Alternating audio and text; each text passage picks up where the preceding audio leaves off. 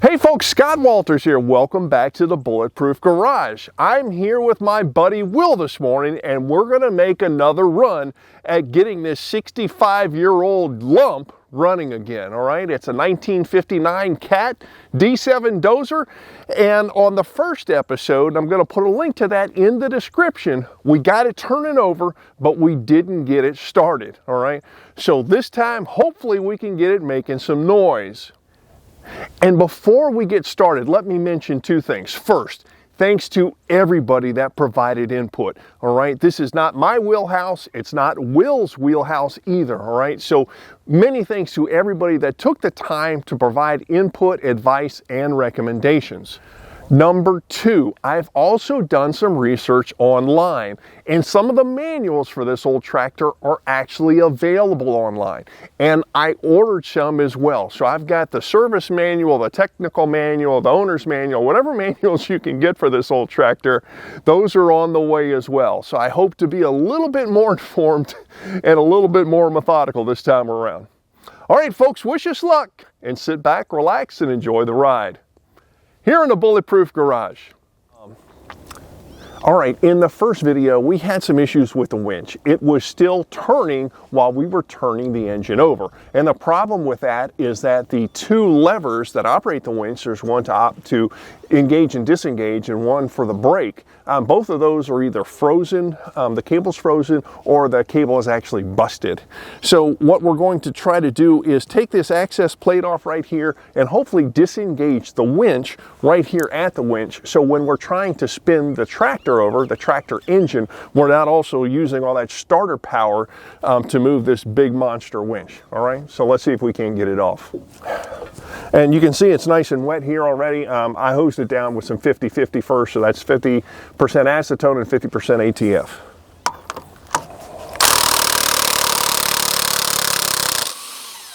Sure. It's just gonna pop off for me. Yep. You know, there's another one, access panel here, and we're gonna have to figure out which one's which. Let me see if I can get these off as well. Really?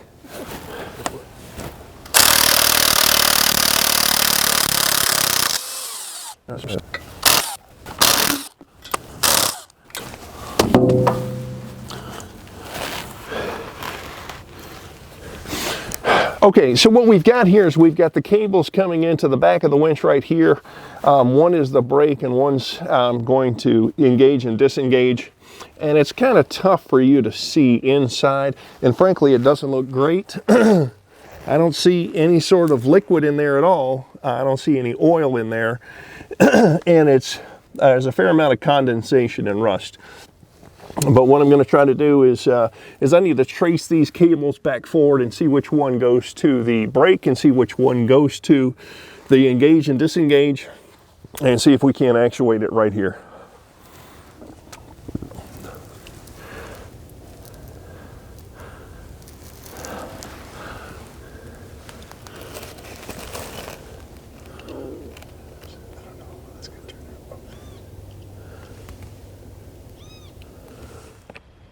Okay, so what we're going to do here is we're going to go ahead and cut that cable. We couldn't free it, so Will is just going to slice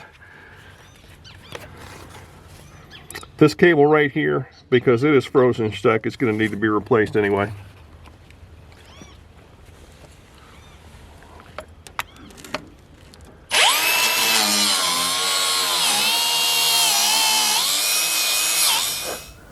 Okay, so we made some progress, all right? So after Will cut that cable right here, then we were able to take the pry bar and actuate that lever and move it back and forward. It took a little effort, but we finally got it moving, and now we've got the winch disengaged.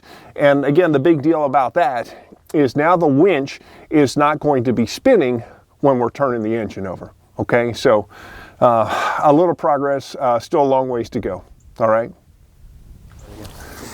All right, moving on to the clutch. Again, to recap in the last video, the winch was turning, right? When the winch is turning, that means that the clutch is actually engaged, or at least it's dragging, right? So these tractors have what's called a wet clutch. So it is soaked in oil or sits in oil. So there's a dipstick right here. Let's take a look at that. And all right, let's see, check with engine stopped, which we did, and it is right at the full mark. So right there, and actually the fluid, or the oil, that is nice and clean. So at the full line and clean, so that's good news.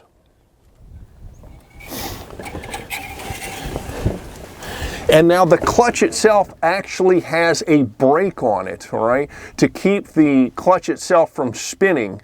So, and the way that is actuated is with the master clutch lever, press all the way forward, then that is going to, there's a little brake shoe in here, and I'm not pulling this off right now, but there's a little brake shoe in here that will actuate and keep the clutch still while it is disengaged. All right, so if you can see right here, all right, so I am working the master clutch lever, and this is going to be the brake. All right, and as you can see, it just popped off because this is out of adjustment. We had to get a pry bar on there to get it to operate. All right.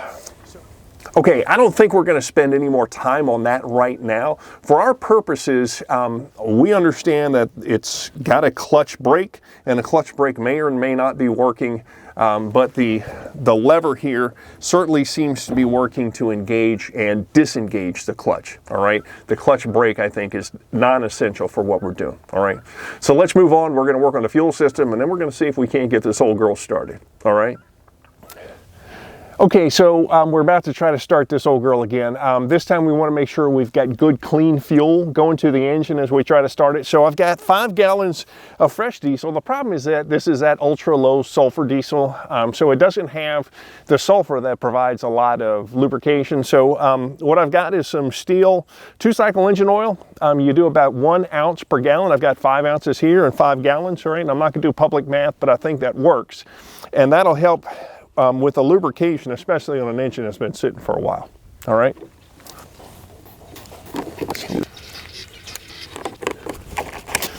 All right, that should do it. All right, so there's a 1/4 turn valve back there by the tank that I've got shut off, or at least I think I do. So we're going to go ahead and replace the mesh. This is a steel mesh, a metal mesh filter. The thing looks like it's in perfect shape. There's no debris in there, so we're just going to throw that back in, but with some fresh fuel.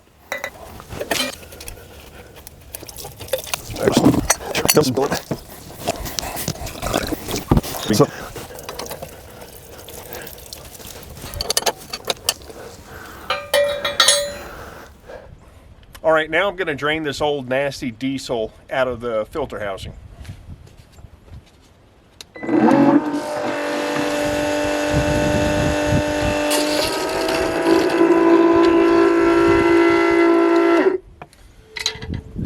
All right, that was easy enough.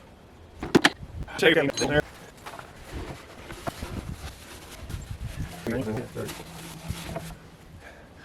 So one thing I neglected to do when we got here on the first episode is take a look around the tractor and see what we can find. And here's what we did find when I looked around today.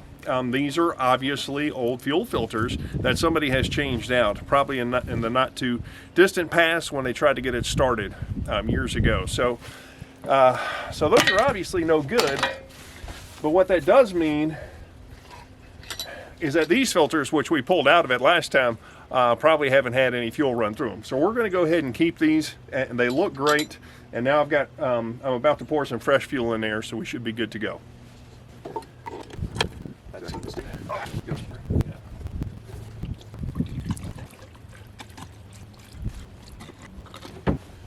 All right, so now they're full with fresh and clean diesel, all right? So hopefully we can get it fired up. So that's an 80-gallon tank. We'll put 5 gallons in it, and that should be enough to get us started, if nothing else. Okay, now we're going to go ahead and try to get it started again. We've changed what we're doing on the battery, so I just got a jump pack here just to bypass the batteries altogether, and I've got the jump pack hooked to the starter and to the ground. It is a 12 volt or 24 volt jump pack, and the starter is stamped 24 volts, so obviously we're going to use 24 volts to get it turning over. All right, on the first episode, y'all saw me trying to manipulate the rack with some channel locks or pliers. And I heard about that, and rightfully so. So what I'm hearing and reading is that the rack here doesn't move unless the engine has oil pressure, okay? And it's got these plungers in here, and if you see, they look like lifters. And they apparently stick in the up position. So what we've got is this one looks like it's up and that one looks like it's up, but these two look like they're down. So hopefully we don't have any stuck, and if we do, we just have two stuck in the up position. But while I am turning the engine over, Will is going to be watching here with the camera to see if these are moving, see if the plungers are actually plunging. All right, and if they are, that means we should be getting fuel to the engine. All right.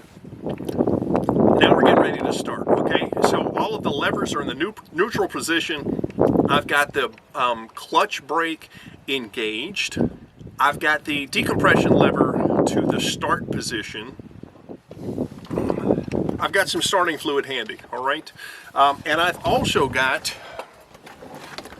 a piece of, what is this, 2x10 or so?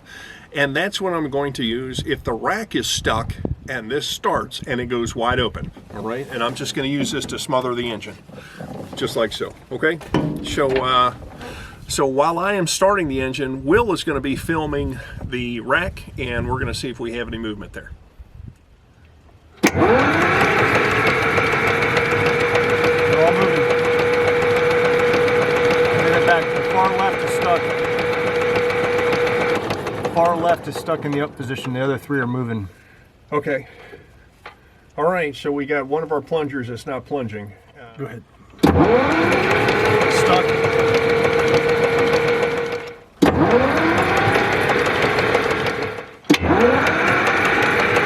Right up and stuck. Oh, smoke! Smoke, Will!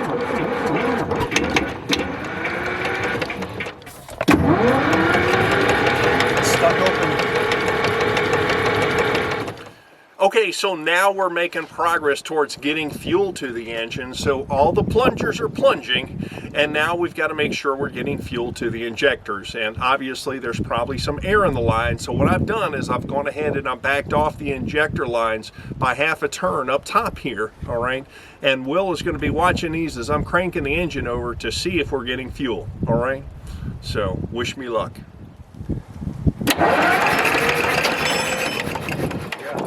Hit by all 1, 2, 3. Yeah. All right, here we go. Now it's making smoke.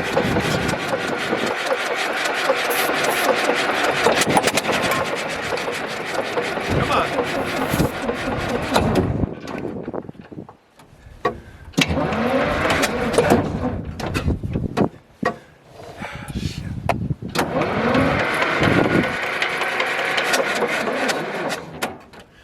All right, now we've got batteries hooked up and the jump pack, and we're going to give it another try.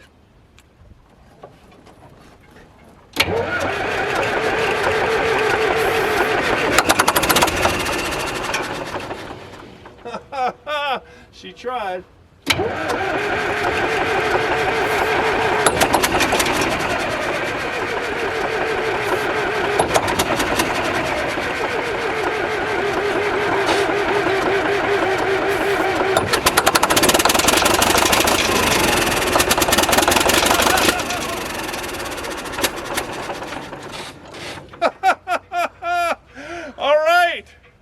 We made some noise and some smoke.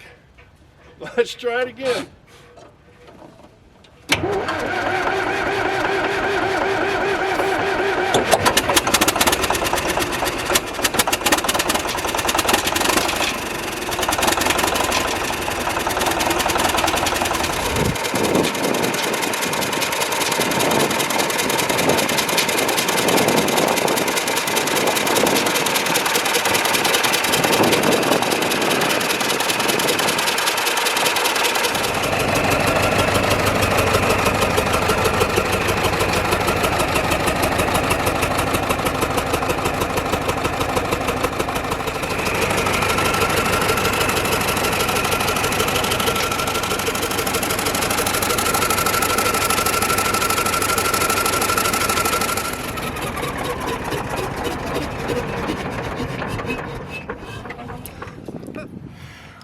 so we've got a runner. I mean, the old girl, the idle cleaned up a little bit after she ran for a little while. The oil pressure is great. You know, it didn't sound terrible. So, yeah, as far as moving it, so here's what was going on.